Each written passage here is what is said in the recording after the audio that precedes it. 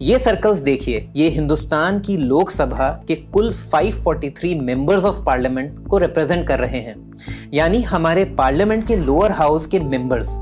लेकिन इनमें से सिर्फ 24 मुसलमान हैं, यानी जहां मुल्क की आबादी में मुसलमानों का हिस्सा 14.2% है, वहीं उनका पॉलिटिकल रिप्रेजेंटेशन महज 4.4% है। और अगर नजर डालें हिंदुस्तान की हुकूमत की principal executive body union council of ministers पर, तो यहाँ एक भी मुस्लिम नुमाइंदा नहीं है।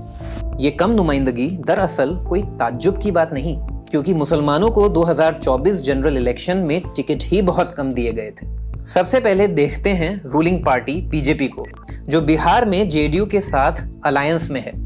एनडीए अलायंस ने पूरे मुल्क के 17 करोड़ मुसलमानों में से सिर्फ 2 मुस्लिम उम्मीदवार खड़े किए।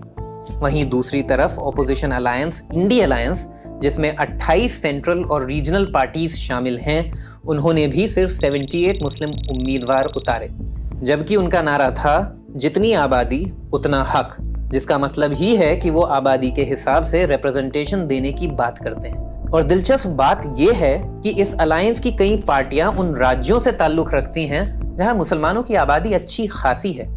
कुछ लोग कह सकते हैं कि मुसलमानों को कम सीटें मिलना भारत में बढ़ती हुई राइट विंग फोर्सेस के सामने एक सर्वाइवल टैक्टिक है, लेकिन यहाँ इस बात पर गौर करना जरूरी है कि यह नतीजा सिर्फ 2024 के चुनावों तक महदूद नहीं है, बल्कि ये लंबे अरसे से चली आ रही उस ट्रेंड का हिस्सा है जिसे हम सालों से देख रहे हैं।